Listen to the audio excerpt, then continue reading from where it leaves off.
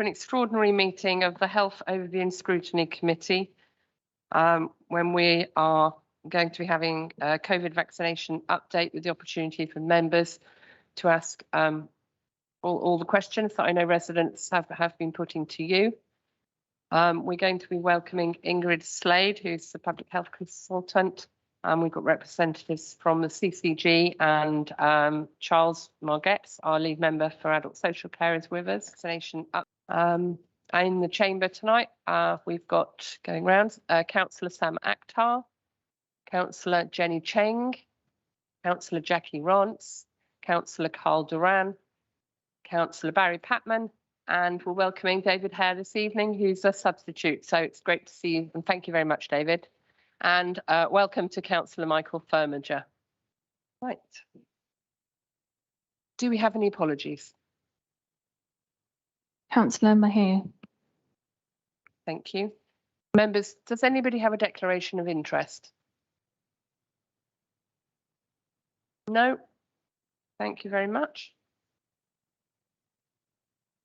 Right. So, Katie, I understand you've got a presentation for us. I think we'd like you to give that, and then we'll be putting questions to you. Is that okay? Yes, that's absolutely fine, Chair. Let me just try and make sure I can put it on the screen.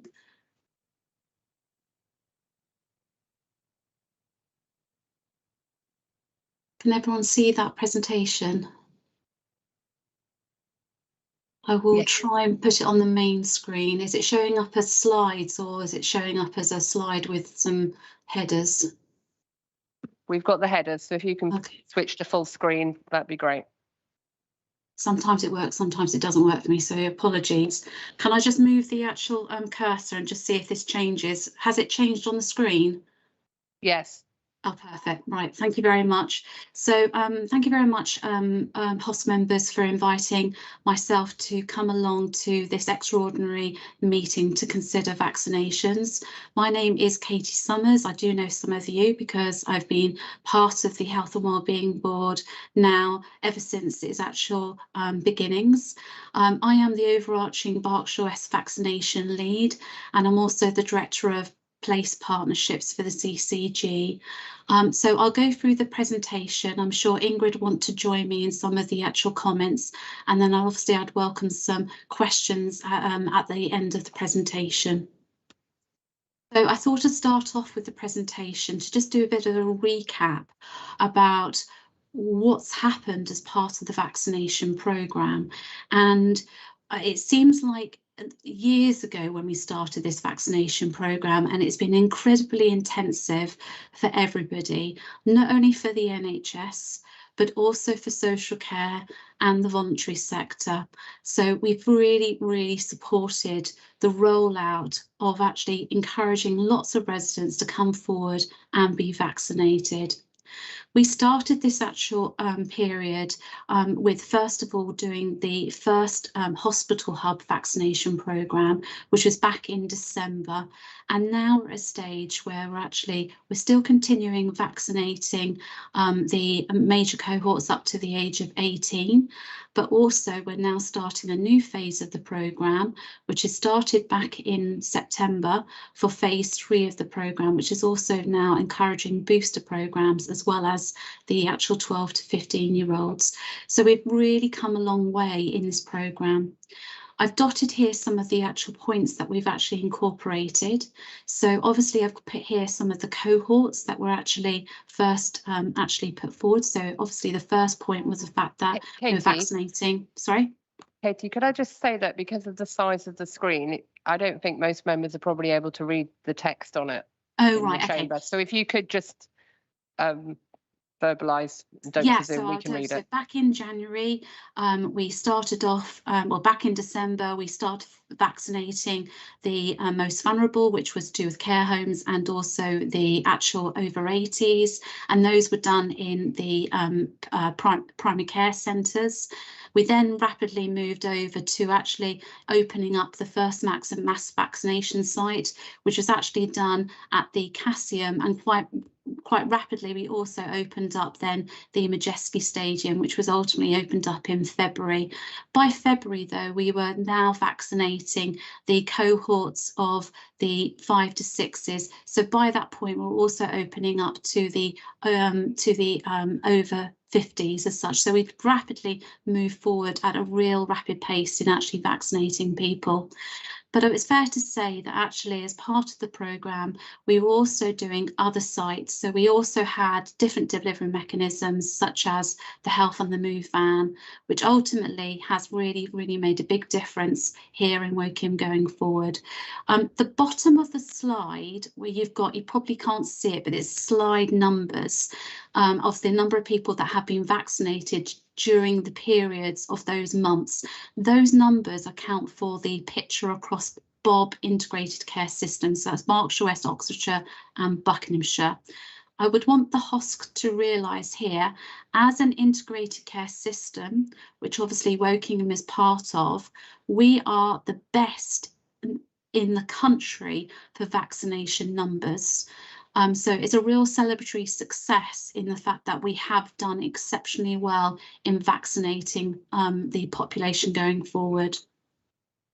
Just to complement that slide, and hopefully this is a bit of an easier slide to physically read, we started the vaccination programme with us, as I was saying, the residents in care homes and older adults and their carers.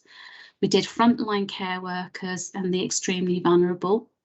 And also we started to target the 16 to 64 with underlying health conditions, and then the 50 plus. From April, we started to also then vaccinate the over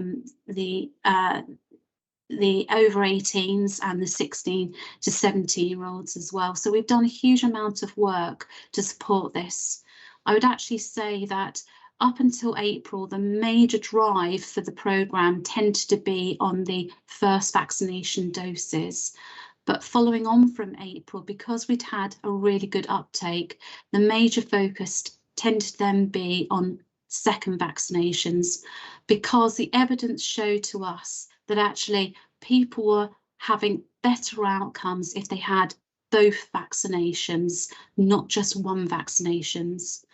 The offer as it still stands is anybody in Woking who still hasn't had their vaccination and are actually over the ages of 18 still have an evergreen offer. So they will still be offered and encouraged to come along and be vaccinated. We're now moving into a phase 3 booster programme, and this has actually kicked off this week. So just a quick summary of what that generally means.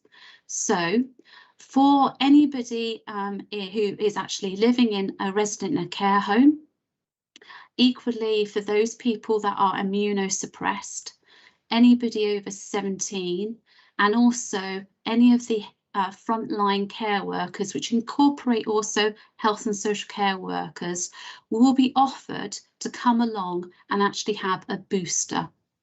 The boosters will be available at this stage to anybody who's had a 6-month delay or 6 months from their second vaccination. So this is an important thing to say. So when somebody's had their vaccination, they've got to wait 6 months for their boosters. However, anybody who's immunosuppressed, the evidence that's coming out from the JVCI is stipulating that those individuals will actually have their booster programme at 3 months pace. So it's a slightly different status as such. But I'd like to reassure here, HOSC, that we do know those individuals who are immunosuppressed, and actually the hospital and also the PCMs do know when they need to be inviting those people to come forward. The second stage will be on the vaccinating the rest of the actual cohorts, so the 50 plus and the 16 to 49-year-olds. On the point of view of what types of boosters that the individuals will be getting, they will be getting Pfizer, and that's the JVCI approved dosage at the moment. I have put here that obviously they could be offered a half dose Moderna. We were informed today by the Deputy Chief Executive of JVCI that half-dose Moderna is just going through the actual ratification process via the JVCI committee and will be approved in the next couple of weeks. I would like to make everybody know, though, that generally most of the population have had Pfizer. So I expect lots of people will continue to have the Pfizer as their actual main dose of vaccination going forward. These are some of the delivery mechanisms that we've had. So we've actually got a total of 5. Obviously, we started off with primary care networks. And on the phase 1, all Wokingham primary care networks opted into the national contract, and we delivered those in different locations, some of them at the Bradbury Centre, some of them at the Salvation Army, Swallowfield and Moorgrave and Woodley Surgery. At the phase 2 programme, some of the actual PCNs slightly changed their delivery mechanisms and also opted away from actually doing the delivery into either being patients going into their local pharmacies or through the mass vaccination site. But actually PCNs in phase 2, we had Wokingham North PCN, Wargrave and also Woodley. For phase 3, which is ultimately the booster programme, all practices have actually agreed to be part of the actual booster programme. The only practice at the moment who couldn't commit and couldn't agree to be part of that was Wilderness Road. However, I'd want the actual host to realise that Brookside practice has agreed to take on the residents from Wilderness and actually cover off those individuals. On mass vaccination sites, obviously these are commissioned by NHS England. We started up at Majeski Stadium, but in July, because of the changes in social distancing, that changed to the Broad Street Mall as such, which is obviously in the centre of Reading. Pharmacy sites, again, these are commissioned by NHS England, and we had only 2 at the start of the actual programme, Early Road and as well Rose Street. And this was a significant concern, I think, especially for some of the members here, because it was felt that we didn't necessarily have enough sites. However, we did have opportunities of using the Health and the Move Van, which I'll cover in a second. For the booster programme, I'm delighted to say we've now increased the number of pharmacy sites who have been approved by NHS England, and those are included on the list here. Now, I'll move on to the Health and the Move Van. The Health and the Move Van, it was a commissioned service which I oversaw for Bob Integrated Care System. This is a van, which is a mobile unit, which travels around Bob Integrated Care System. And I'd like to thank here the work of the actual council in actually supporting the delivery of that Health on the Move van. They've worked very, very closely with the clinical provider, which is Oxford Health, and they've based it in various different locations, which has been targeting where we have got hard to reach people or seldom heard individuals, residents who haven't had their vaccination.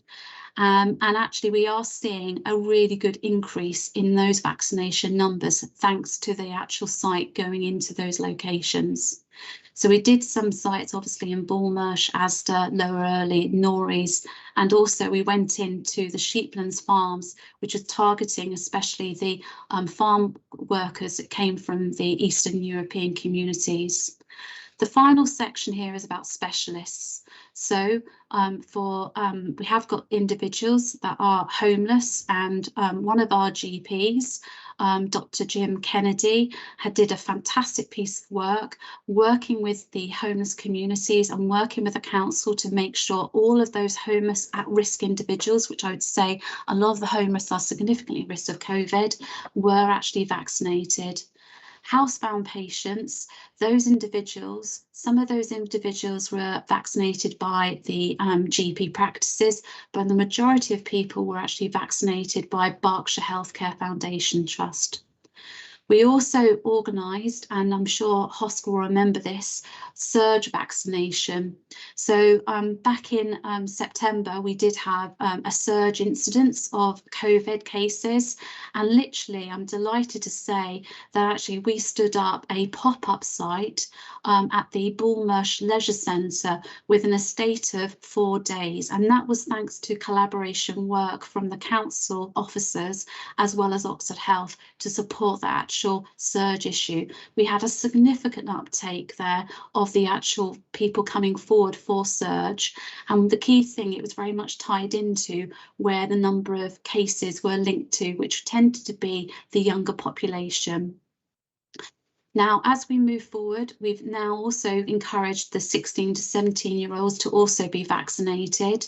So for anybody here for the 16 to 17-year-olds, they could have attended Broad Street Mall as a mass vaccination site, but also we had the actual PCN of Wokingham North also offering to actually do some of the vaccinations, especially from those people who are significantly at risk, so for the 16 to 17-year-olds. So from this week, and I'm delighted to say from Thursday, we will be also vaccinating the actual, I'll go back to that. So from the 6th of September, we've also been vaccinating the 12 to 15-year-olds that are mostly clinically at risk as such. So we've gone with Berkshire Healthcare Trust, who've gone into some of the actual specialist schools who've actually been vaccinating those staff. For the 12 to 15-year-olds, the actual 12 to 15-year-old population are going to be vaccinated by the school's IMS teams by Berkshire Healthcare Trust, a bit similar to what they did for the most clinically vulnerable. That programme of work is actually starting on Thursday.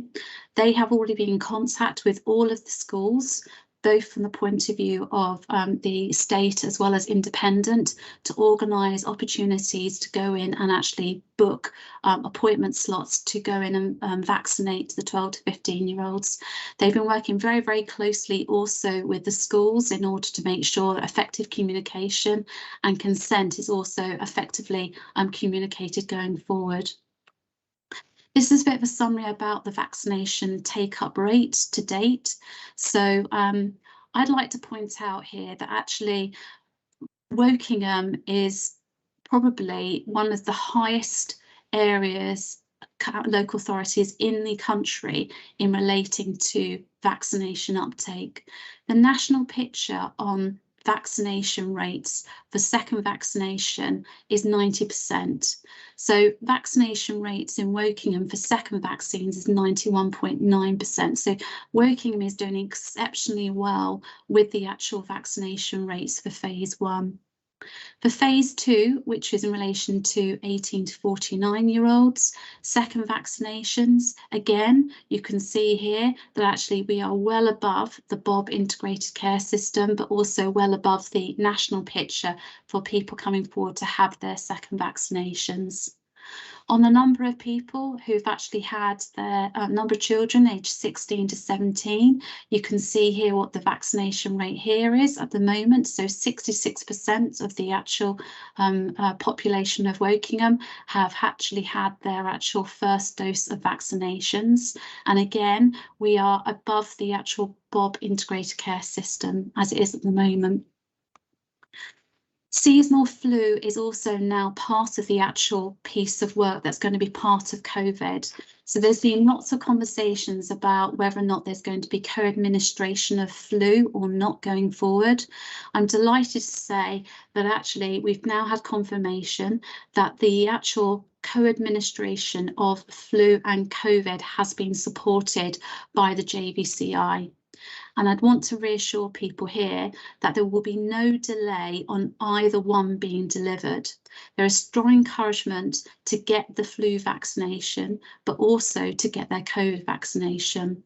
Individual practices today are working up their plans about how they're going to support co-administration, and actually practices themselves will determine whether or not they feel it's safe going forward.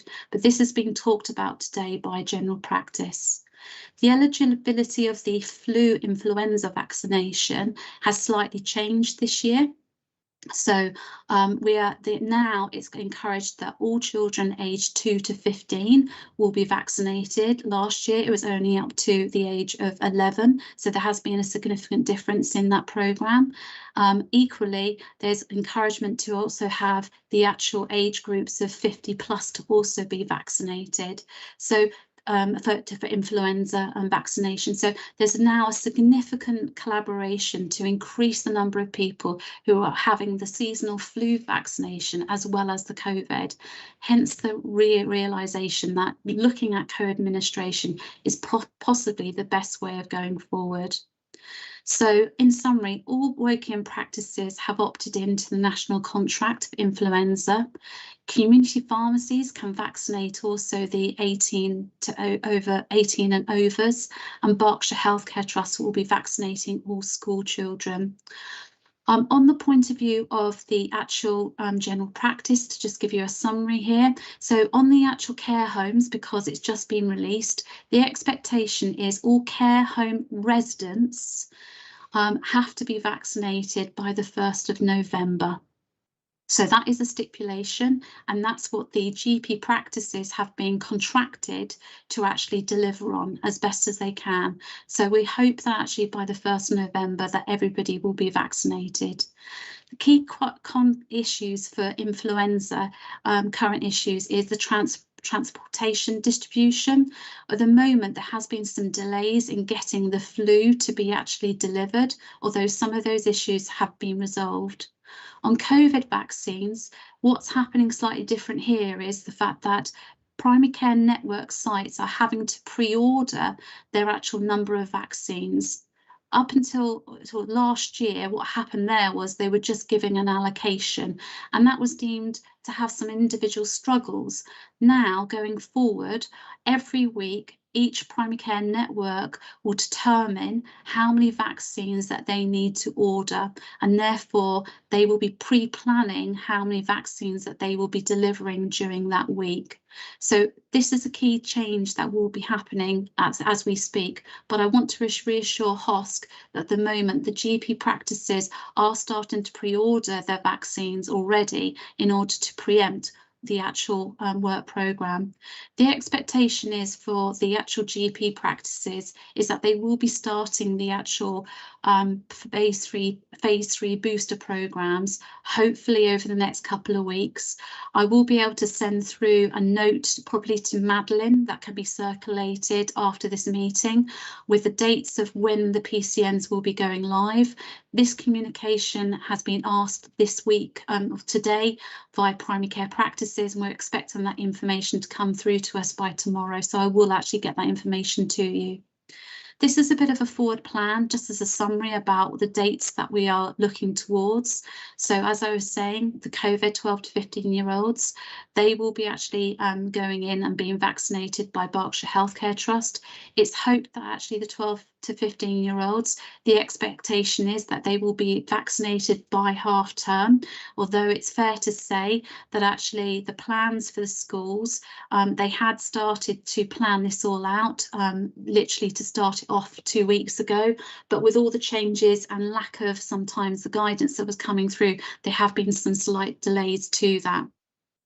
Equally for Berkshire Healthcare Trust, who use their schools' immunisation teams, they've been quite short-staffed, and to realise that actually the actual teams in the past have just been doing the flus. They're also going to have to do flus as well as COVID immunisations. So we're working with Berkshire Healthcare Trust and trying to make sure that they get extra staffing who have gone through their appropriate paediatric accreditations to actually support that immunisation programme and flu immunisation programme. I have assurance that actually they are getting to get some of the staff, and that's the reason why we're going live with this on Thursday. As I was saying, the COVID phase 3 programme in general practice, yes, that's kicking off and it will be starting over the next couple of weeks. And obviously you do realise that the actual community pharmacies will also be able to actually vaccinate. The COVID health and social care workforce, this is a slight change, I think, that is worth noting for the Health and Overview Scrutiny Committee. So for last year, what we did was, obviously the health and social care workforce is a really critical workforce, and Berkshire Healthcare Trust was able to offer vaccinating health and social care workforce directly out of the Woking Community Hospital. Unfortunately, this year they cannot offer that purely because of the fact that they are having to actually vaccinate the schools. Schools last year, they didn't necessarily do the flus because they weren't in there. So they were using the flu immunisation team to vaccinate those health and social care workers. And this year, obviously, they are tied up now with flu and COVID. So what's happening, and this is across the country, is all health and social care workers will have opportunities to book for an actual booster, and they will be able to go through the national booking service and go to one of the mass vaccination sites or one of the actual local community pharmacy sites, or go along to a GP practice. Some GP practices will be also, and we're waiting to get confirmation of this, also offering health and social care workers the opportunity of also being vaccinated. We're trying to confirm if this is a possibility. So again, further information I'm happy to provide after we get that information in from Wokingham about which sites are going to be offering that. But it's fair to say lots of the actual practices do already have a sort of a knowledge of who are their health and social care workforce. And I would fair to say, I do think lots of the practices will be offering the vaccinations to that health and social care workforce.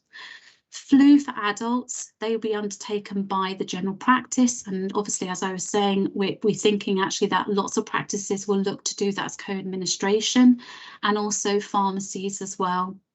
And then I've put some information here about the schools. So you've got the schools flus, as I was saying here. Preschools will be delivered by the general practice, and any of the frontline health and social care workers will be going along to their occupational health providers, and that's specifically through the actual healthcare providers, or through their pharmacies, or through their general practice. I think that's a bit of a whistle-blow summary about where we've got to with the vaccination programme. And before I actually open up to questions, I would want to just reiterate here that this vaccination programme has been delivered in a really challenging time. We're moving into a new period, and actually for all systems, they're having to do both the flu and also COVID vaccinations this time round. GP practices are significantly worried about maintaining core general practice, so we will be actively monitoring whether or not they are able to maintain that, and actually seeing whether or not there's any compromise or any impact on core general practice as we move forward with both the rollout of the booster and flu programme itself. Berkshire Healthcare Trust is obviously working very hard with the actual booster or the actual 12 to 15 programme, but we are starting to see some incidences of anti-vaxxers actually in the local area. That has also gone into some of the schools, and as well as also some of the GP practices. Some of those anti-vaxxers are using materials such as headed paper from Public Health England, as well as the NHS. We are capturing some of that information at the moment, and obviously that is going through to the region as well as reported to the police as well. I'm happy to receive any questions, but I don't know where Ingrid, if you wanted to come in and provide any other further updates, I'm happy for you to chip in. Okay, Katie. I think what we'll be doing is we're going to give the members will have questions for you, and then we're going to invite Charles Moggetts to give us a COVID vaccination update from the point of view of the council, and then I'll later bring in Ingrid for some input from her. So I just wanted to begin by saying, I know you highlighted and felt that here in Wokingham it's one of the highest in the country, and we are consistently compared to Bob and the national uptake figures to demonstrate success. But, you know, vaccination isn't a competition, and our aim is that, you know, we want Wokingham Borough Council to have the highest uptake that we can for our residents. You know, we are aware that our neighbours, for example, Hampshire, do have a higher uptake than us. I mean, one of my concerns is that the rate in 18 to 24-year-olds has dropped off significantly. That possibly, the start of the vaccination effect, because they have had time now to be 3 weeks post double vaccination. Second concern, of course, is that rates of COVID infection do remain high in school-aged children, which is why I felt that, you sort of implied that due to delays in flu jab, COVID, there could be delays due to staff shortages. So when do you realistically expect that we will be able to complete? Because it doesn't sound now like it would be half term.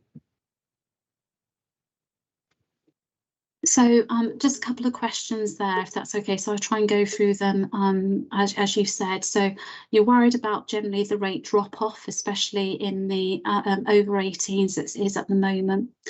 We've been actively monitoring this as it is at the moment. I'm looking at the numbers of what is the capacity in different sites against also the numbers that are being delivered. The capacity is still very, very high. There has been a drop off in the number of people actually booking in for their vaccinations. I do think actually there's possibly comes a point where actually you will find that some people are still quite hesitant. They're waiting for further information to come forward about what's actually happening. And these are the very hard, very hesitant individuals who are very worried about the vaccination programme. We're actively looking at what other people have actually done in order to support this. Other areas have done exactly what we have done as such. We've been doing a huge amount of comms. We've been working with the actual school providers as well as the universities about actually encouraging and doing some of those vaccinations. So for this year, for literally this week, we've actually been going into the Reading University as part of the Fresher Week and actually encouraging those people to come along and actually have their vaccinations as it is at the moment. I can't share you what numbers it have been vaccinated because it hasn't been provided to me, but we're doing everything we possibly can to actually encourage everybody over 18 to come along and be vaccinated. On the point of view of the staffing levels, I'm reassured by Bob Integrated Care System that they are available.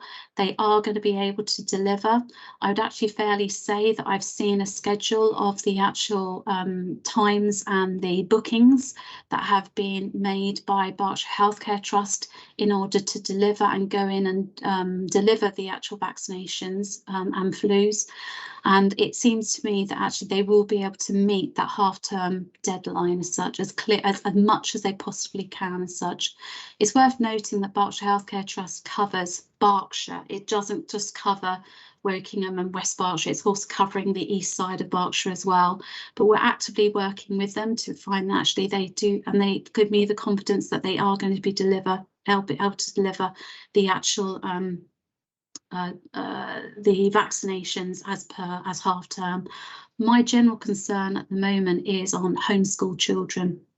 So I'm more concerned in one way about ensuring that what are we doing to support children and parents who are choosing to educate their children at home, and how are we ensuring that we offer them opportunities to come forward and be vaccinated as well. Okay, thank you. So which vaccine are we talking about for the pop-up clinics? Because I mean, they've certainly succeeded in increasing take-up when we've had them. They're there, aren't they, for what, 6 hours with a week's notice, which is great for the people in those localities, people in the town centre at Norries, people in Woodley, and possibly they come over from early. But which vaccine are you expecting to have at these? Well, for the boosters? Yes. Boosters is approved, so the booster programme is approved for Pfizer, and for the schools also they're delivering on Pfizer at the moment. So those are the ones that they have. There is a sort of conversation for the over 18s that they potentially on the boosters will be able to also have a half dose Moderna, but we're waiting for the JVCI to agree that. Previously on any of the Health and the Move vans or pop-ups, what was happening there, for example, at the Bullmarsh Leisure Centre, they had Pfizer. In some cases, due to supply issues, they had to switch over to Moderna. But in most cases, the individuals are all having Pfizer for their actual vaccination.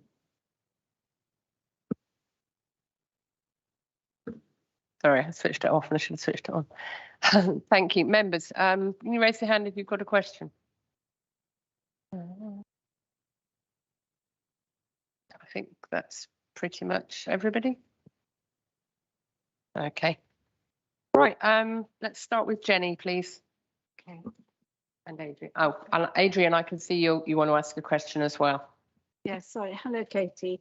Although the uptake in 18 to 24-year-olds is slowing, it is really concerning that the rates have reached over 2,000 out of every 100,000 people.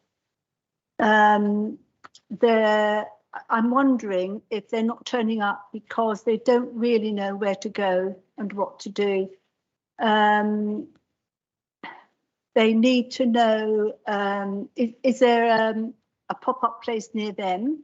Do they have to travel far? How far do they have to go? You know, when we did vaccinations at Bullmarsh, we were doing 400 a day, which was really good.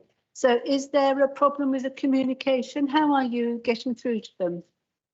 Yeah, so on the communication, there are, I would say, thank you very much, by the way, for your question. There are two ways that people can get information. These are all generated by NHS England. So there is obviously a national big pool for everybody to go onto the national booking system and book in. Everybody across the country who's eligible is being sent or has been sent texts to encourage those individuals to come along and be vaccinated. So anybody can go on and actually through the national booking system and promote that. That's widely promoted. That's promoted on the council's website. It's promoted on the actual CCG website. It's promoted across the TV. It's promoted across a number of different locations. It's also available in different languages as well.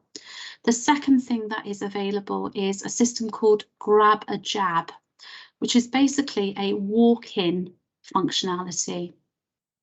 Now, the walk-in functionalities, we do have opportunities of anybody going along into the Broad Street Mall and doing that Grab a Jab. Equally, I was aware that also some of the local pharmacies were also offering that Grab a Jab system as such. I don't think that the local pharmacies are offering that at the moment, but I will double check which pharmacies are actually offering them. I didn't think any of the phase 2 pharmacies were actually offering it in Woking as such. So most of the people obviously here were utilising the national booking service for their actual coming along and actually having a vaccination as such.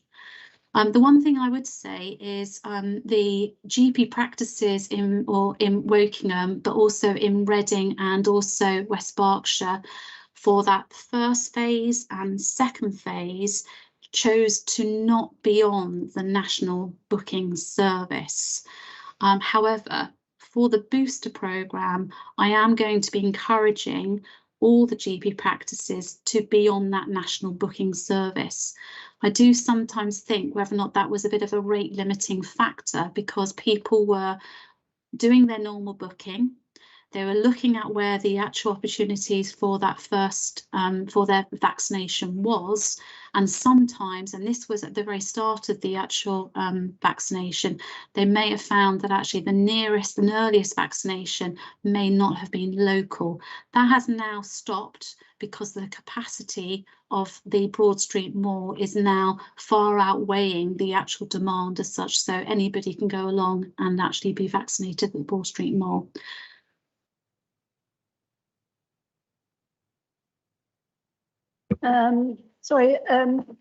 Young people like things to be convenient and they like to turn up whenever they like. Are you able to offer that kind of service? Yeah, so we're doing that already. We're doing that with the Health on the Move van. So this is ultimately, we have the support of the Director of Adult Service, who's offering us support with promoting that. We've done a lot of the information here. So literally last week, we were in the week before, we were again within ASDA promoting the actual grab a jab, the Health on the Move van, come along and be vaccinated as such. So we're doing all of that system already in place, and we have a schedule about when that Health on the Move van comes along in Wokingham and actually is there to be encouraging people to be vaccinated. You are right, Councillor, though, the convenience is a critical factor, especially for the young people.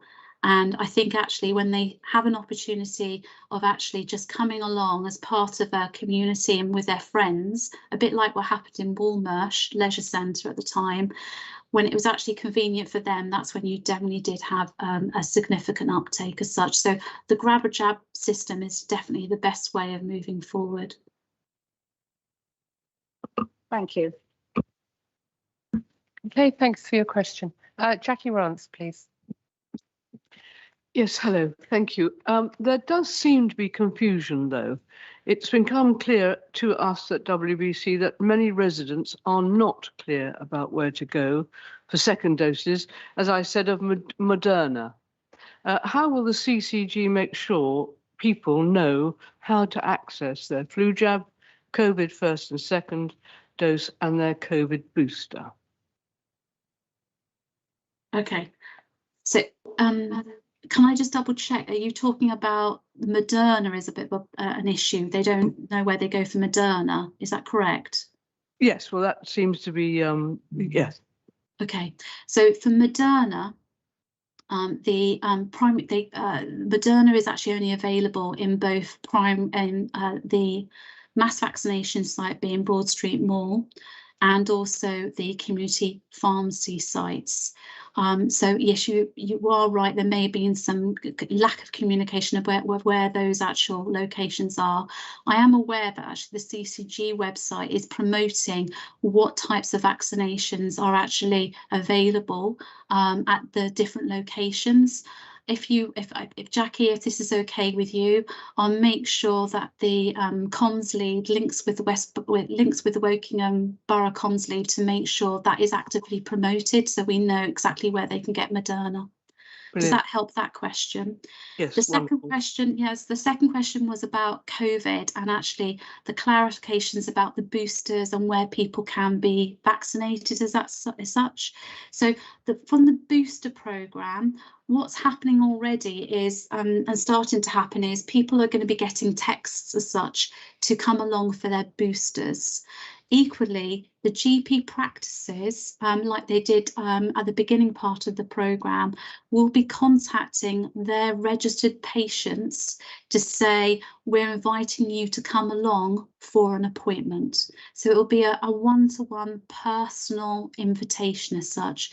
They will be saying, you might not want to come here, you might want to be using an alternative location, such as a local community pharmacy site. So they will make that very clear in their communication that they give to the local residents.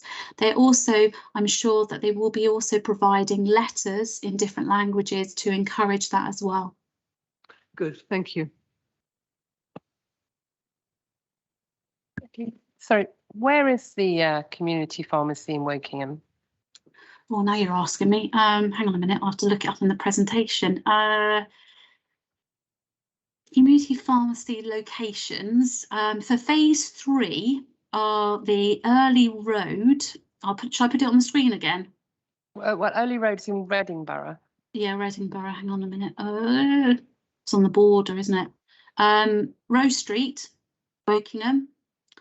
Tesco's, Wokingham. New Days, Twyford. Okay, thank you. Yeah. David.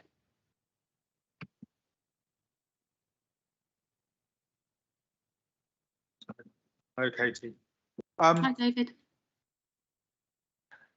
The AstraZeneca, that doesn't seem to be a booster. And is the Pfizer compatible with that if you've had AstraZeneca? And what's going to happen? Because I'm sure some people will be worried that they had AstraZeneca and now they can't have the booster in that and so on. What's going to happen with that? Because that could be quite a problem. Yeah. That's a very interesting point, David. So there was a webinar this morning with the Deputy Chief Executive of the JVCI. He confirmed to the primary care networks that mixing the actual doses of Moderna with AstraZeneca and Pfizer-AstraZeneca is deemed to be completely safe. In fact, he referred to the fact that there is going to be a trial and publications of a report next week about confirming that mixing the actual types of vaccination is actually deemed to be safe, and in some cases for some patients sometimes a bit better as well.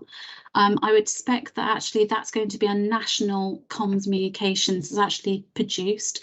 Once it's actually out there, then I expect that we will encourage GP practice as well, be encouraging all GP practices to make sure that is available, that's information on their websites, because there may be some communication and worry in the fact that what that generally means for their vaccination. I would say though, at this first stage and the first boosters, I'd want the actual hospital to realise we're going with Pfizer, and with that first group category, most of the individuals all had Pfizer as such. So it will be quite low at the initial times. It will be more into when it comes into the lower age groups, because at that point, AstraZeneca was much more widespread as such. But we will start to preempt that and actually make sure that that's effectively communicated. Thank you, Katie. Can I just say something? I'm not sure whether it's appropriate for us, but certainly I've heard from quite a few people how much Jim Kennedy has done in reaching the vulnerable and the homeless. And certainly I would like to say, please send our thanks back to him, because he has done on his own back an awful lot to reach those who most people would not be able to reach. I'll take that message back, David, and thank you very much for acknowledging Jim Kennedy.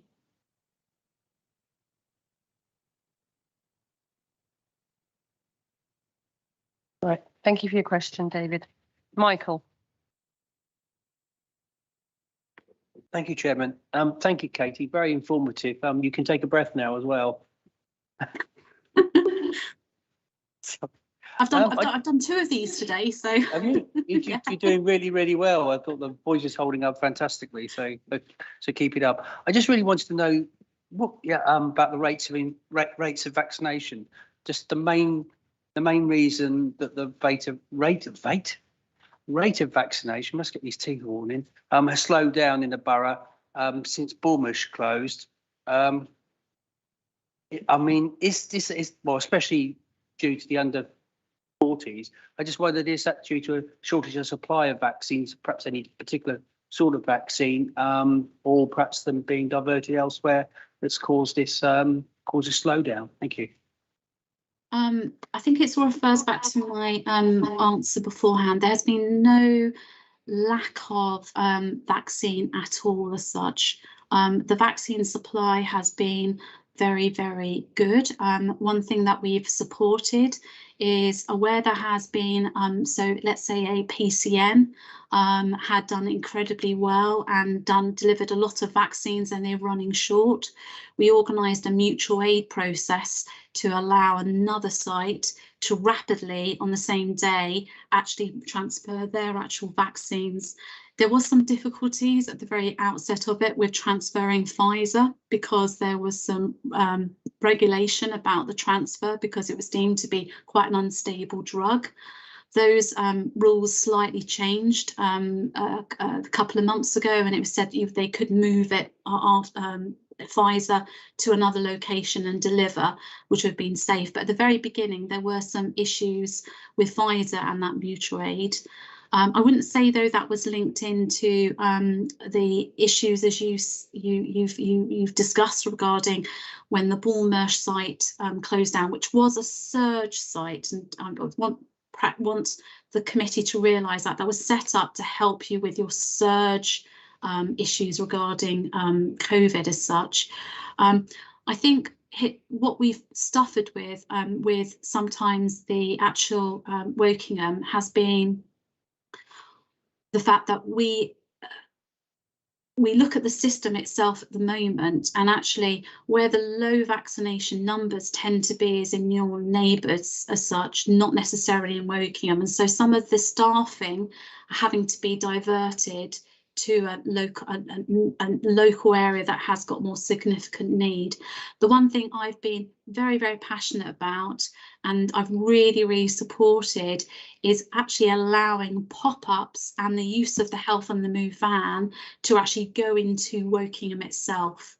So I've been really passionate about continuing that programme as it is at the moment. I hear what you're saying, though, that you're really concerned and worried about the slowness. I think that we will continue offering an evergreen offer to anybody who hasn't had their vaccination. I'm hoping that actually that hesitant people will start to really think, is this the right thing to me to not have my vaccination? I was interested to see whether or not actually the government were going to actually do some of that work of a passport. And I think that may have actually made a bit of a difference in getting especially the younger group to come in and be vaccinated. Obviously that's still waiting to be heard about whether or not that actually comes into play. I would say though, what we're hearing though is from local areas, especially nightclubs, lots of the local nightclubs are now starting to sort of say, actually encourage people to come in only if they have been vaccinated. So I think actually we will start to see some of those hesitant people, or people that are very worried about the actual being vaccinated, to slightly change their actual opinions. Some of the people that have been very worried about vaccination, the vaccine hesitants, tend to be what's going to be the long-term impacts of the actual vaccine itself. And I'm sure Ingrid will be able to provide you more information about this. But the key thing for here is the fact that because the Pfizer and the AstraZeneca and Moderna, these have gone through all the strict, stringent controls and regulations, there is really a very lack of hard evidence to show what's going to be the long-term side effects. But what we're hearing is the fact that they can't see any at the moment as such, but they can't necessarily be categorically saying, no, there won't be any long-term side effects. But I would actually say that's probably with any drug that anybody says such takes. So I think that's possibly one of the key issues as well. Yeah, thank you for that. I mean, I think we were warned when this all started off that there could be side effects. I think all of us have had some side effects from it, and all people just in this room tonight. But I mean, it sounds like you're pretty confident then that supply can meet demand. Demand should hopefully, yeah, and the targeted groups. And I mean, we've got no nightclubs in the borough, but there are obviously some around the borough, and obviously people will sort of go to them as well. So. Yeah, it's a bit of persuasion, I think, on that one. So it's a soft approach. So hopefully I'll sort of pick it up. Thank you. Okay, thank you for your question, and thank you for that answer, Katie. Clive. Thank you, Alison. Katie, what message would you have for the anti-vaxxers who have been fly tipping mainly in the Wokingham town area? That's a good question. Because what they're really doing is putting other people's lives at risk, because people could be reading these notices which are being put on lampposts and notice boards, and somebody could read it and think, oh, I'm not going to have the second one, I'm not going to have the first one, I'm not going to have the booster. So they're actually causing, I think there's a possibility that they could be causing some significant harm I think you are right. They possibly could be causing significant harm. I think my major concern at the moment is that some of these campaigners are using, as I was saying earlier on, headed paper, either from Public Health England or from NHS England. Literally last week, we had a couple of practices, thankfully not in Wokingham, but in Berkshire West, who picked up material that was put into their practice with letterheads from Public Health England and NHS England, which looked official, but when you read it, it was actually all about don't have this, it's going to cause you death, and it was really significant. We've also had an incident this week with a suspected parent in a school who had basically sent a communication through to Berkshire Healthcare Trust, the communication was very severe. It was very threatening. And with all of those communications, what we're doing at the moment is we're now escalating those communications up to the region, who are also now working with the police to do any investigations as such going forward. So your question is, what message would I give to the anti-vaxxers? I think the anti-vaxxers, the campaigners, is you are causing threats to local populations with your messages. Please stop. Please don't do that. We appreciate that you have your views, but this is going to cause anxiety for a lot of people out there. If the council is picking up those messages that are being put around Wokingham town centre, then obviously I'd encourage people to actually take those down. If those information could also be escalated through to Ingrid, who I'm sure that actually will be able to share them with me, we can also look at those information, especially if they are on letterheads as well, because those are now being actively investigated itself at the moment. Thank you very much. I definitely agree with you. We've actually been taking a lot of these down over the last 3 weeks. We've been scraping them off lampposts, and I'm sure that is definitely the right thing to do. Perhaps, Alison, we could do a press release as a corporate overview and scrutiny committee, saying that we have concerns about what these anti-vaxxers are doing. I think there's certainly going to be a lot coming out of this meeting that's going to be of great interest to all our residents, and yes, certainly feature that. Okay. I think we'll certainly look forward to hearing what Charles and Ingrid have got to say on that. Yeah. Later. Do you have another question? I do. Yes. Got another question for you, Katie. Phase 3 boosters.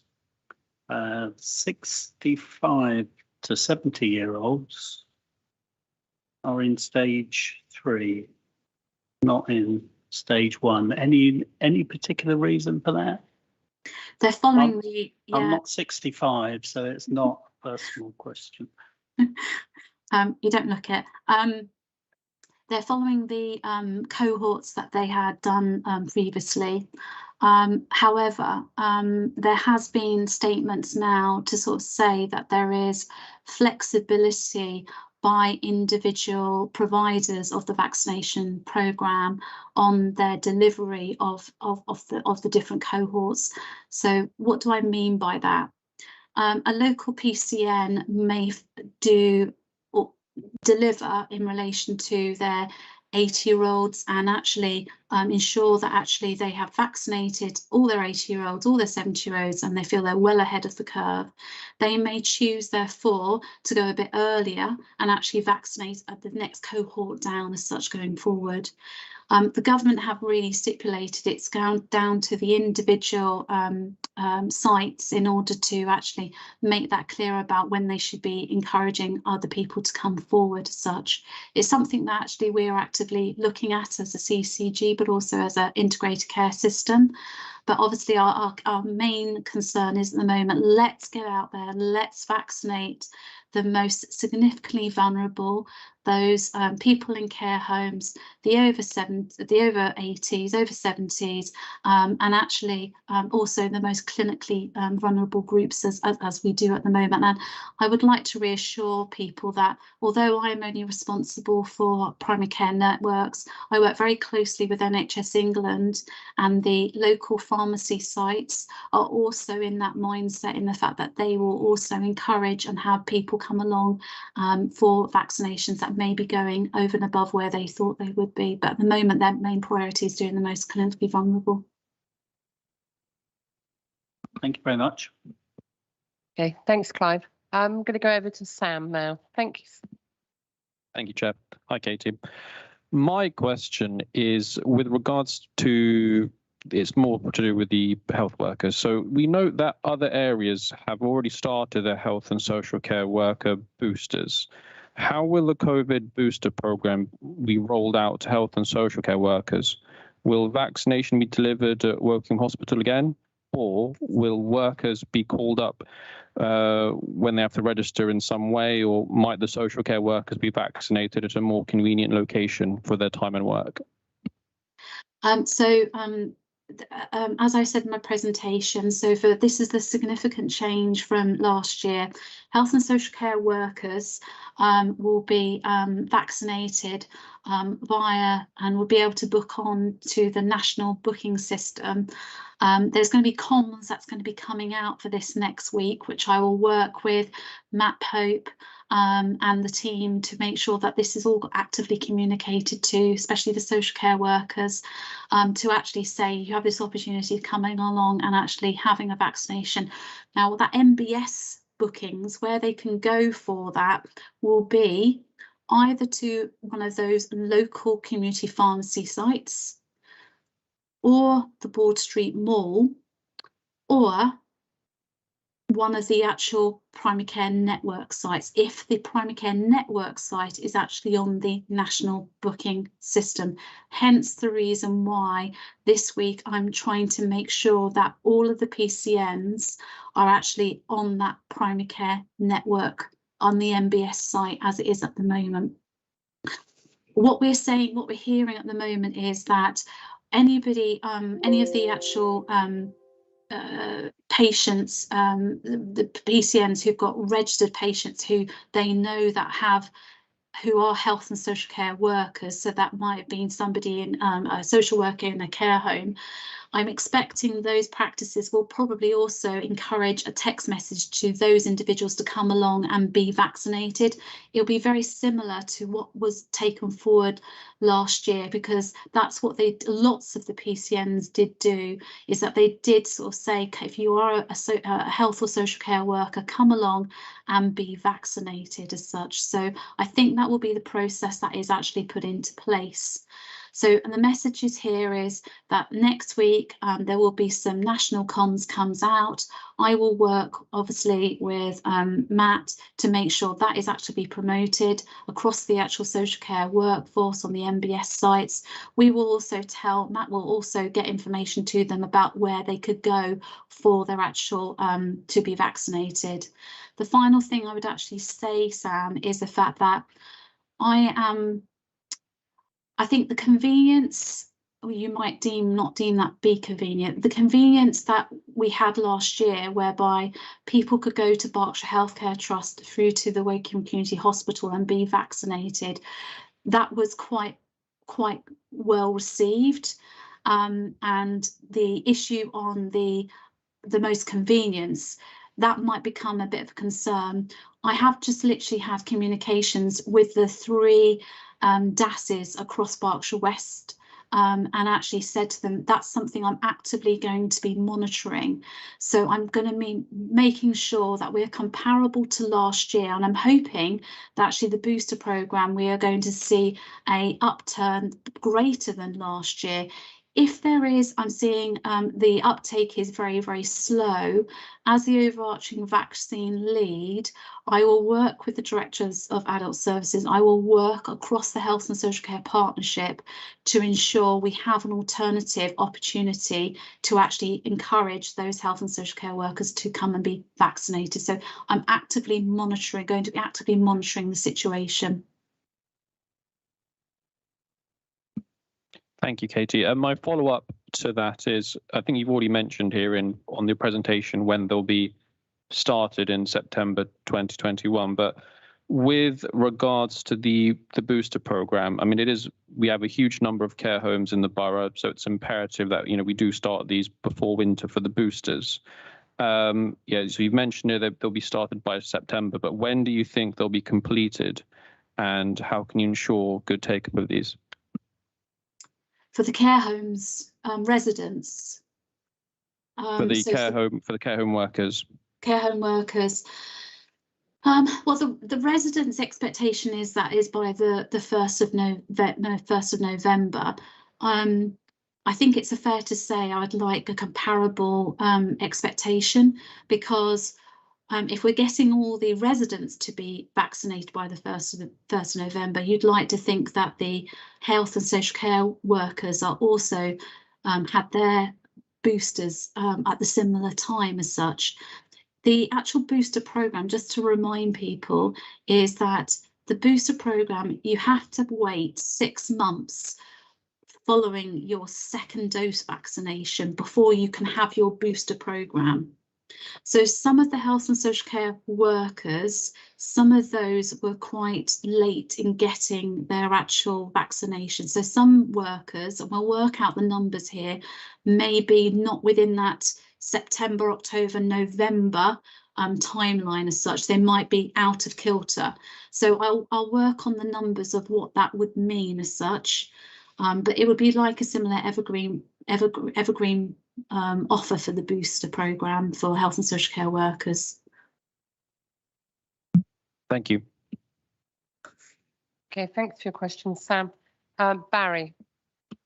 Thank you. Yes, I'd like to ask, how does the CCG plan to deliver booster jabs to the over 50s, please?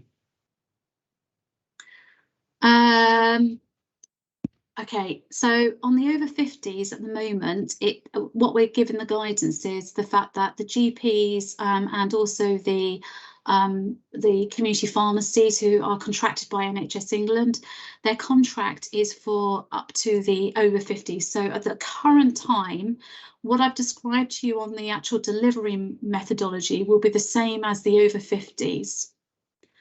That's at the current time.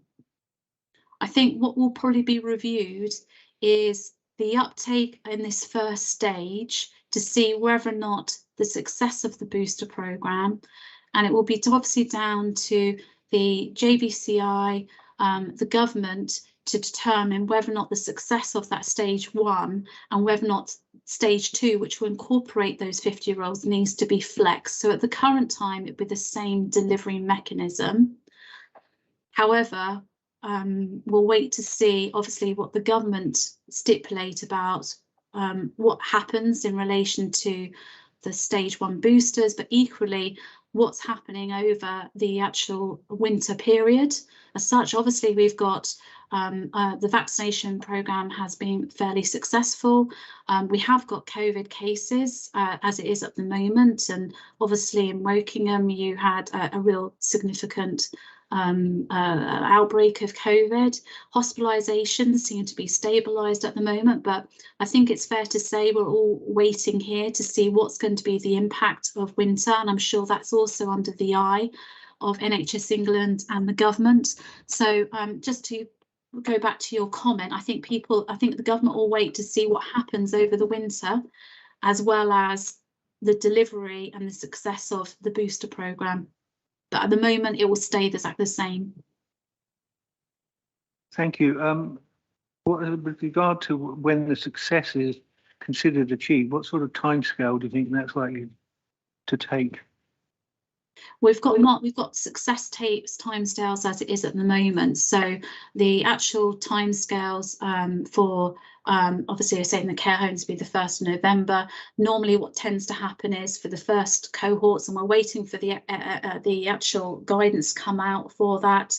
I expect that was supposed to be released today. There will be some timelines about the expectation that the government set out for us to monitor actually of those targets.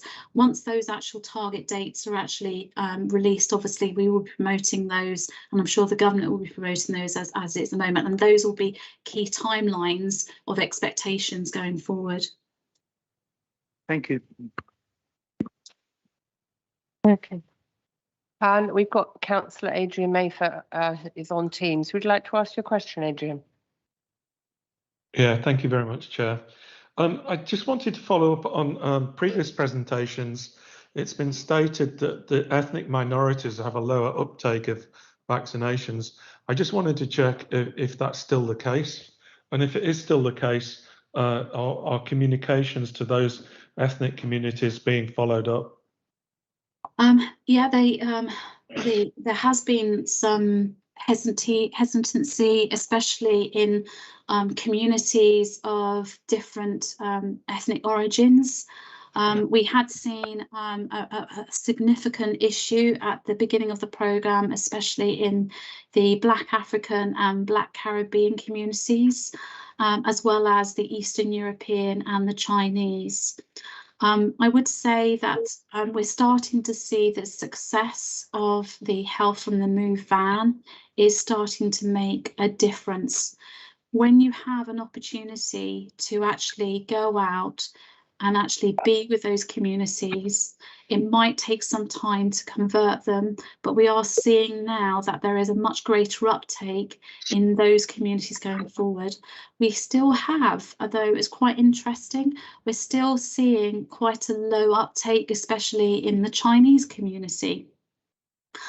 So one of the key pieces of work that we've started to do, and it's happening this weekend, is we are targeting messages to the Chinese community who are attending the Reading University Fresher Weeks and doing a lot of work there. We've also engaged with the Gurkha communities and working with the Gurkha leaders in getting them to send out messages. We're seeing a lot of impact where you have the local representatives of a diverse group who are able to actually communicate to their local communities themselves, rather than having a clinician or a manager from the NHS speaking. When it's owned by them, if we can get those communities to actually, leaders to actually say, guys, this is a real benefit, I'd encourage you to come through and vaccinate it, we are seeing that is making the biggest difference. And that's been a real significant work, I think, of the Community Engagement Office here of Woking Borough Council. And actually, they've done a huge amount of work with the local communities to encourage that. Thank you very much, Katie. And also thanks a lot for the report, and thanks for the good news of the very high vaccination rates. This is very pleasing to see. Thank you. Thank you, Adrian. Okay. I know that a lot of excellent work was done by some of our own Sikh and Muslim borough councillors in encouraging these communities to be vaccinated. I just want to ask, will you be again run a vaccination centre at the Aisha Masjid in Early? Yes, definitely. we will learn. The lessons learned on stage 1 and stage 2 are very, very prominent. We know that actually, if you are going to do boosters, you've got to go where the local communities are. And actually, I'm very passionate that we go into the actual Aisha Mosque and do exactly what we did beforehand.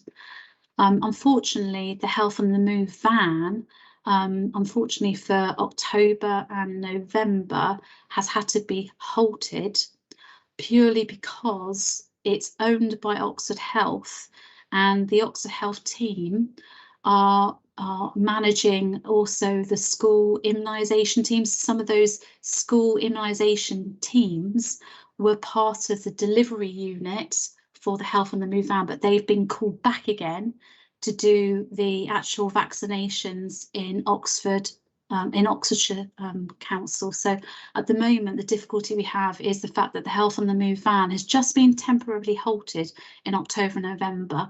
But I'd like to reassure HOS members here that the actual Lewis Willing and Matt Pope and I are working on planning from the 1st of December about going into the Aisha Mosque and actually doing those vaccinations. We probably will be going into the mosque rather than doing them outside because of the winter surroundings, because that probably won't be with the weather, might be the best, not be the best thing, but we will be doing that.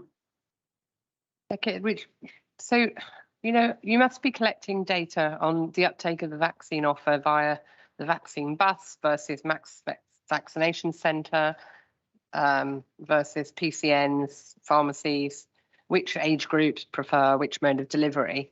Yeah. So how are you collecting the data and how are you using the insight it gives to shape the offer going forward?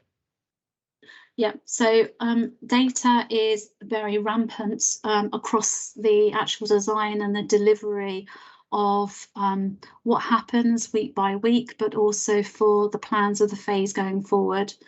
What we tend to do is we actively monitor the actual delivery rate of the actual vaccination. We've got a very sophisticated programme that actually also looks at the delivery rate down to an individual ward and super output area.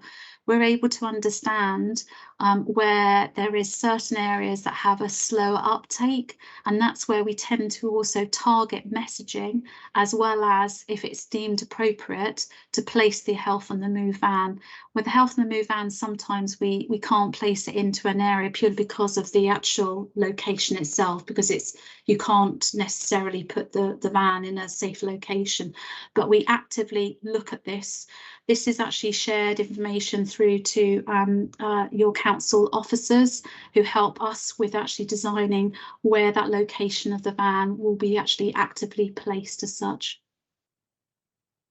I would actually say we monitor the information literally on a daily basis, I think, just to provide you reassurance. It's actively looked at. Well, that's good to hear. Katie, we're going to go over to Charles Morgetts now for his vaccination update, but please stay with us if that's okay. Yeah, sure. Charles, welcome to the meeting. Thank you. Thank you, Alison, and thank you, Katie, basically as well. I think to give you a brief summary, members, of how we see it, basically me, obviously, as the lead councillor responsible, and obviously I know the views of the senior officers on this. It's been an incredibly difficult process from start to finish and very demanding and continually changing. And I think we've had some really, well, I think first of all, I should say, obviously, we come from a slightly different perspective than Katie, because she's obviously responsible for Berkshire West and Reading, whereas we, obviously, the sole priority for us is the best interest of working residents, as it has been right from the start of the pandemic, before vaccination even started.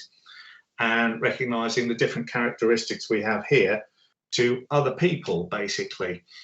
I think we've had some notable successes with the working with the CCG in terms of the vaccination programme. And, I've said this before, basically, to the Health Wellbeing Board, and I'd say it again, the CCG really came to our aid earlier in the year when we had a surge in cases in Wokingham, and supported our desire, basically, and their desire as well, for a pop-up clinic, which was a huge success. 4,000 odd people vaccinated in 2 weeks, people queuing outside every day. One day we hit almost 500 vaccinations there, which has been is remarkable, basically, and was, we believe, responsible for a significant fall in cases in the following weeks in the borough. And I think that's an example of what's gone really well. I think since then, basically, data's been quoted now, obviously, from Katie, basically, about comparing us to Reading. We don't view it as a competition. Our sole thing is basically to get the best deal we can for Wokingham. There's all sorts of data out there. There are some authorities who are doing better than us. There are some who are doing worse. But I don't mean that in any disparaging way to the CCG. I recognise every situation is different, and basically we are a very different authority than some of the others that they're dealing with. I think the main issues we would say we're dealing with at the moment, well, the first thing I wanted to touch upon, I don't think it's any secret, basically. We've been keen for some time to see another pop-up clinic in Wokingham. Obviously, the CCG have been promoting the Health on the Move bus for reasons which I understand, you know, basically, and there has been a difference of opinion between us and the CCG on that. I think we would welcome going forwards and, you know, to work much more collaboratively with the CCG, planning operationally, and especially a point that's been raised by several members here tonight over communication. You know, we can help get messages out to the population here because of our position. And, you know, I will certainly raise this point with Matt Pope when I speak to him next, you know, to try and encourage, basically, because it does concern us that the vaccination rate is dropping in some areas, and we want to do things actively to stop that. I mean, I think in summary, there have been some real successes, you know, and we're in a much, much better place, basically, than we were, or than we could have been if we hadn't done ball earlier in the year. I think in summary, though, members, I would say the main areas of focus for us now as the council are second dose uptake, in under 40s. It's under 70% at the moment, and it's falling. Supporting the booster for our social care workforce. You know, this is a point that's been raised today. Katie's raised it herself, basically. Wokingham Hospital is not doing things. I mean, I just remind members, this has been, you know, obviously double vaccination for social care workers is mandatory now. So people have to have it. And we want to, obviously, with 50 odd care homes in the borough, it's very important to us that, you know, we don't have problems with shortage of staff, basically, because people aren't vaccinated. Now, Katie's explained the provision that is on offer and has also promised to actually monitor it going forwards, which I welcome, basically. But I would just register again, that's a real concern to us. The school rollout's being touched upon. And, you know, I know there was a question earlier, Katie referred to some staff shortages due to various other issues. And I think one of my colleagues there asked a question about, would this still be on target? And I welcome Katie's response on that as well. And just the other thing is just ensuring the efficient and effective rollout of phase 3 to residents. There were problems in phase 2 with obviously not all the GPs signing up to the national contract. And the result of that was we saw much higher vaccination rates in the north of the borough for a short period than we did in the other areas, because that was the one PCN that was vaccinating. And in essence, it comes down to the same thing, that if you've got a service and a simple message to residents that you can get a vaccination in this place, basically at this time regularly, it's much easier to understand and much easier for people to pick it up. You know, so that would be my view. I mean, the one point that did come out of this, which personally I did not know, was Katie mentioned the Health on the Move bus van, my apologies, is out of order in October and November, basically, for reasons. I mean, she's explained the reason for this. And I'm not going to ask her to answer this basically publicly because it's not fair, basically. But I just asked whether we could have a discussion about what we can do to get more vaccination to the working community over that time period. And I'm more than happy if you want to come back to the offices tomorrow on this, Katie. You know, you don't have to answer this right now because that's not a fair question, basically. But you know, we have had that service. Now, for members, I would say the Health on the Move bus is vaccinating 100, 120 people a session, I believe, Katie, correct me if I'm wrong. And we've been having that probably once a week for the last few weeks, which is, again, worked well. But basically, you know, we've obviously got an 8-week gap there. And I'd be really keen to see something happen in that period.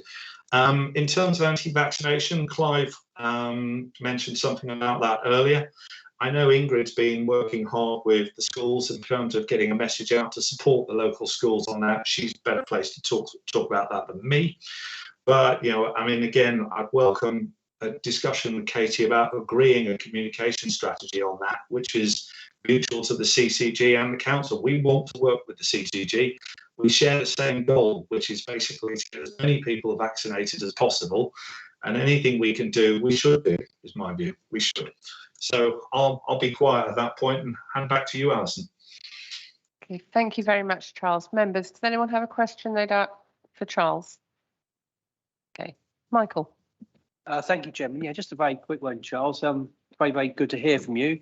And I've got to say the vaccination program's been absolutely fantastic.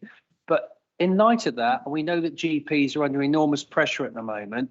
And really, I just want to better understand the local risks around these GP pressures and their ability to deliver the booster COVID vaccines and the flu program as well, in light of their normal sort of workloads as well that they would be expected to do in any other year. Thank you. It's a good question, Michael. I mean, I know that GPs across the borough have been experiencing significant levels of demand. You know, figures quoted to me have been 30–40% higher than normal. So it is a real pressure point, basically. I mean, I would say basically, and again, you know, speaking from the council perspective, I have noted some of our GPs are excellent and are performing very well, and I've no doubt will be able to cope with this without any great problem.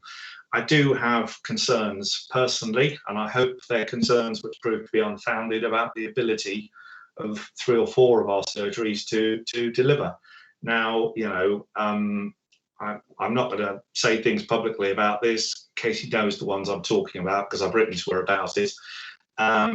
You know, again, we want to work with the CCG, and if there are things we can do to help support that programme, you know, we share the same goal, and we're more effective when we work together. And if there are things we can do to help deliver on that, we're all in for it, basically. So I think, Michael, what I would say is, you know, the GPs have got the contract. Katie said a couple of times tonight she's going around all of them at the moment, trying to make sure they're on the national booking system and are available for everyone to use. Obviously, we're happy to support in any way we can with that, and we'll just obviously have to monitor this situation and see how it goes. But what I would say, on the other hand, you know, it's natural that we would worry about these things, but you know, the phase 1 of the actual vaccination program, which was largely delivered by the GPs, you know, all our GPs stood up and did a good job with that, basically, at that time. So the evidence would appear to say, basically, that logic says it should work. Just sort of follow up on that one as well. There's been a lot of in the press about face-to-face consultations with GPs. How do you see that working? Because I think there is a demand for that. And I know we've all had, I think, ailments when it's exceedingly frustrating when you would love to see someone, but you can't. And it's really annoying. Is that question to Katie, Michael?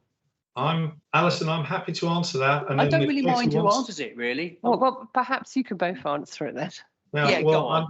I'm happy to go on that because we've been talking to some of the GPs locally, and Amit, the GP from Woodley, who Katie will know, Brookside. He actually did a video for us, which is going out on in a big press campaign next week, and the message on that is very much that we understand that residents want, some residents want and expect to see GPs face to face. But we are in this situation with this 30–40% rise in demand, which may settle down. It may not over time. We don't know. Katie's probably better placed than me to talk about that. But you know, we have a public health responsibility as the council to advise residents about the best way to access the NHS in the way they want. And you know, for example, I have an inhaler because I'm slightly asthmatic. It's not necessary for me to see a GP. I can go and see a nurse basically if I just want a repeat prescription, or hopefully just order it online or turn up at the counter and collect it. And it's about trying to advise people what the best thing is to do. But you know, it is, if you're asking my personal belief, if somebody needs to see a GP face to face, they should very much be able to do so, and we would firmly support that. But on the other hand, we are in this unprecedented time of peak demand, and you know, we've got to all be just perhaps a little bit more realistic about where things are. Chair, can I add on to Charles's comments? It's not yes, to Charles. Please I'm going to compliment your pieces.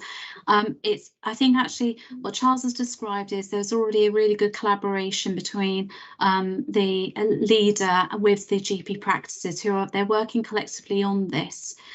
I personally think that actually primary care has gone through not only significant pressures, but significant transformation. They have had pressures of COVID, but also they've had to also deliver almost like a new type of medical services known as online services. So actually they've gone through such a significant transformation that they're balancing out not only doing, for example, online, so communicating on websites, communicating like we're doing here on videos, but they're also doing a huge amount of telephone calls. They're doing also face-to-face. So the access points in primary care have just basically over the last 18 months ballooned, and it's significant pressure on primary care. And I'm not dismissing that. There are still significant amount of people who, because of COVID, haven't come forward with their health needs. That means for primary care, when they do come forward, they are at most need as such. And so obviously that means the acuity of the patients takes up more of the time of the actual general practitioner as such. So we're in this snowball effect at the moment. I also hear what Charles is saying, and my active on watch list at the moment is I'm going to be watching whether or not core general practice offer is being maintained as such, because the contract stipulates is that they should not be compromising what they should be delivering as part of their core general practice offer. So as the overarching lead commissioner, and obviously I work directly also with primary care, who in some ways report to me, we will be actually actively monitoring whether or not there's been an issue that being raised by certain practices as we move forward with the booster programme. I think it's fair to say I was quite surprised in the fact that the uptake of PCNs across our area was exceptionally high for the booster programme. Across the actual rest of the country, lots of the PCNs haven't necessarily chosen to be part of the booster programme.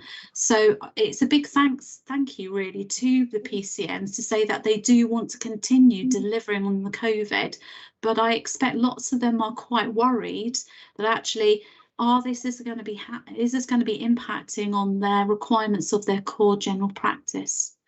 Charles, and the other thing to sort of say to you and give you some good news, comms. So this week I've been raising generally to Dr. James Kent, who is Chief Executive of the Integrating Care System, about the real difficulties that I myself as a vaccination lead have had with comms as such.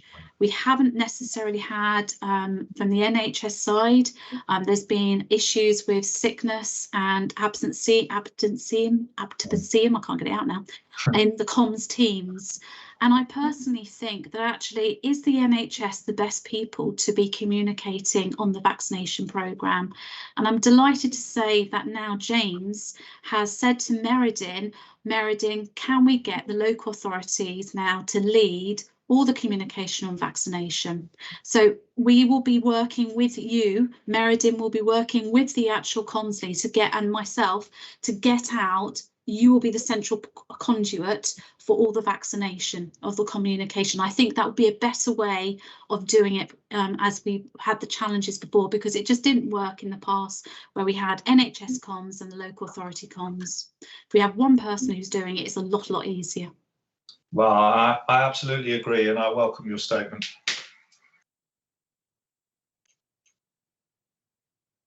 Okay, well, that is good news. And does anybody have any other questions for Charles? Right. Okay, well, can we hear from Ingrid Slade, if Ingrid wants to give us a COVID vaccination update from the public health perspective? Thank you, Chair. I'll be very brief. Katie has gone into a lot of detail about the CCG-led vaccination programme. But just to give members some idea of the role of the WBC, of Wokinham's officers within this. As Katie said, it has been a relentless programme of work since December last year. and our officers have been with their nose to the grindstone with their CCG colleagues during that time. I think that our main role, so myself, I'm Ingrid, for those that don't know, I'm the head of public health here at Wokingham, and I'm leading the vaccine work here in Wokingham with Matt Pope as Director of Adult Social Care.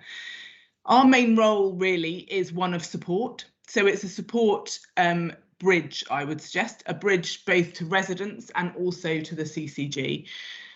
There is, as one of the HOSC members pointed out, significant confusion amongst residents, and we are aware of that. We hear that from residents, particularly around where and how to access second doses of their vaccines. We do communicate those messages through to the CCG and we try to act on them ourselves. For example, we've set up a vaccination helpline within Wokingham to deal directly with residents' queries, particularly around how to get the vaccine, but any query to do with vaccinations at all. We know from the data we collect from that helpline where confusion lies, where issues lie, and then we can either react to that ourselves or feed that into the wider system to be addressed.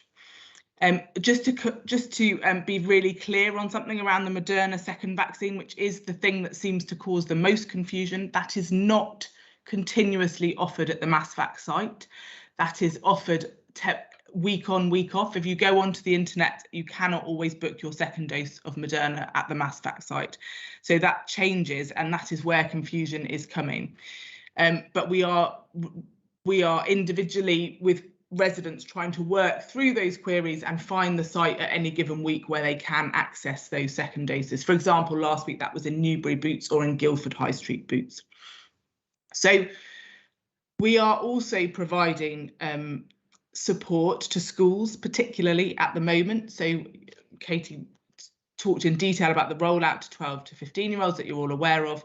We have a Children's Services Task Force as part of our COVID response at Wokingham Borough Council, and they have a system, a network of communication with schools. We monitor all of the cases within schools, as you might imagine, and work closely with schools that have multiple cases of COVID within them at any given time. We have opened that task force offer to any school that has queries or requires support around vaccination. We have also, for the next 4 to 6 weeks, diverted all of our COVID marshals to schools for support to their vaccination programme.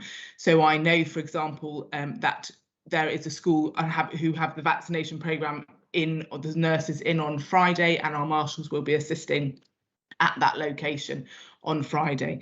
In addition, we've mapped out all of the major school routes where people walk to school, and the marshals will be patrolling those for anti-vax material and making sure that that is removed. Any anti-vax material that reaches our schools within Wokingham is immediately reported to our Children's Services Task Force and reported to the Department for Education as recommended by the CMO. In addition, we've got a responsive offer to schools. So as and when they have an immediate problem outside school gates, let's hope not, but if that was to arise, they are able to contact our Children's Task Force and have an immediate response from our marshals diverted to that site within an hour or so.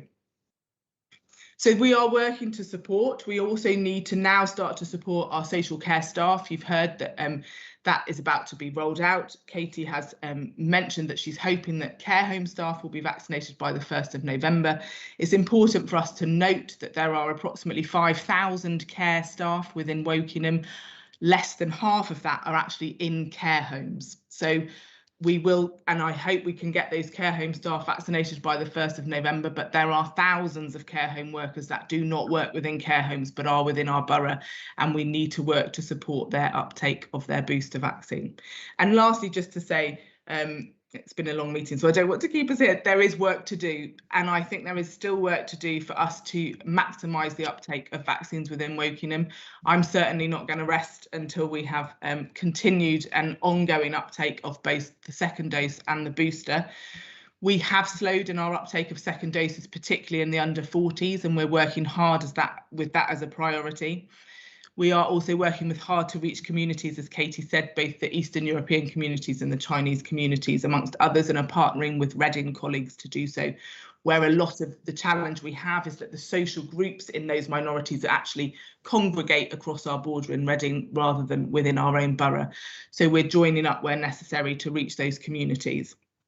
There is also concern around younger women and those of planning families or those who are hoping to be pregnant soon around their uptake of the vaccine, and we're working on that as well. And the very last thing we continue to work to do with the CCG is to try and learn through evaluation, but through data-driven evaluation. We need to understand where capacity is, where the demand is being met and where demand is not being met, particularly as we face a winter with over 65,000 boosters to deliver in the coming few months to our residents. So we will continue to do that, and obviously very happy to come and update the Overview and Scrutiny Committee as the programme progresses across the winter. Thank you, Chair. Okay, thank you, Ingrid. Members, does anybody have a question they'd like to put to Ingrid? Adrian.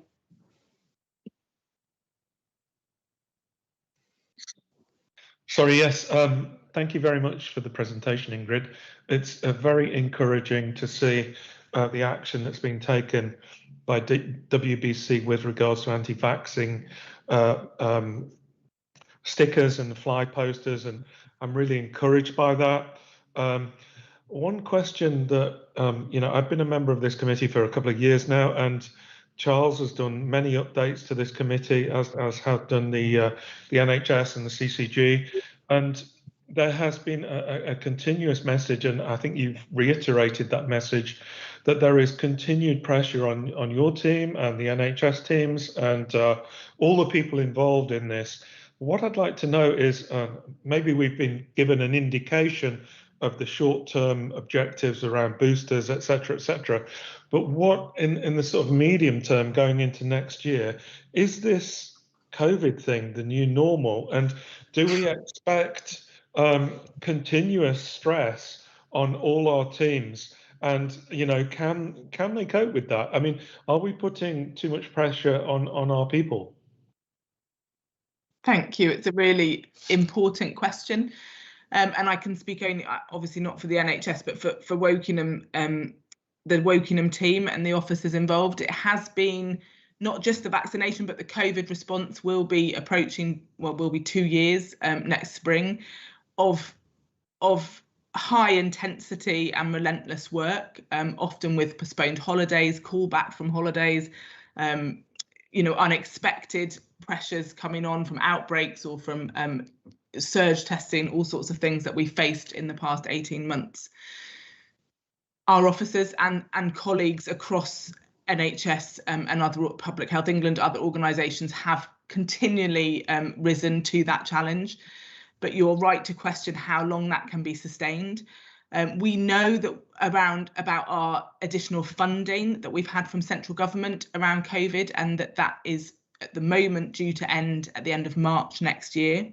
That additional funding has enabled us to bring people in to relieve that pressure to some degree. But as business as usual activities increase again and ramp up to pre-COVID levels, there is that pressure, and it is something that we need to keep a continuing watch on, and we're all very aware of within the Wokingham Borough Council team. So I'm afraid that's not an answer other than to say I share your concern, and that we certainly around the potential funding changes from the end of March next year, and we're awaiting obviously the local government grants at the end of the year, and there's all sorts of things that might affect how we are able to mount that response, and so there will be a watching brief around that. Thank you very much, Ingrid, and thanks a lot for all the efforts of all the staff. Thank you very much. Okay, thank you very much, Ingrid. Thank you very much to Katie. Oh, Katie, I can see you've got your hand up. Do you want to speak? Yeah, just to complement what Ingrid was sort of saying there, the well-being of NHS staff is very, very prominent at the moment. just to reflect, I think actually some of the NHS staff have been offered training, and I've actually been on that training. The army would normally go into a situation such as a crisis, and they may be in there for 6 months, and then they will come back and they will have a decompression element towards actually supporting their mental well-being regarding that certain crisis when they were being away. The NHS officers and the council, CCG, have been running this for 18 months. And the mental well-being of everybody is a really prominent topic item at the moment. I'm sure that Charles would have heard from some of the GPs the significant increase of mental health. And that's not only from local residents, but it's also from health and social care staff that have been working and living with COVID.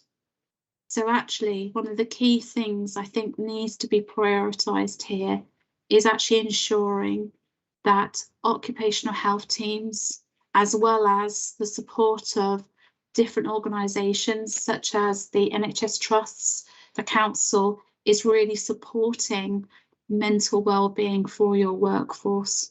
This problem isn't going to be going away at all. It's going to be lived in for at least, well, the boosters will be going through for at least a good couple of months into spring as such. And actually, I am worried, like Ingrid is, about the pressures that everybody's going to be going through.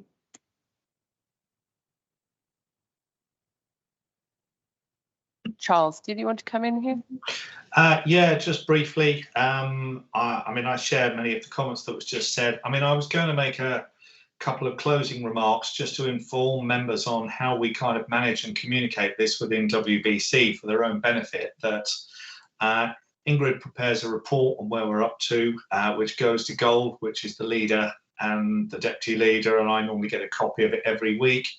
I sit down with Matt Pope and Phil Cunnington, my deputy, every Friday. Those meetings are normally an hour and a half, 2 hours. COVID, where we're up to on vaccination, and obviously things outside vaccination, such as the situation in care homes, is the #1 standing item, and I can't see that changing anytime soon. And, you know, matching what Katie has said and what Ingrid has said, you know, my observation would be it's probably consuming 20–25% of the management headspace and resource in the department just managing this at the moment. Now, that's obviously a vastly improved situation from, you know, probably last April or May, when it was consuming about 95% of the management headspace and often more, well over 100. So it is a better place, but we do have to live with this for the near to medium term future. It's not going to go away, and we have to be realistic about that. And I think it remains continually evolving, you know, and just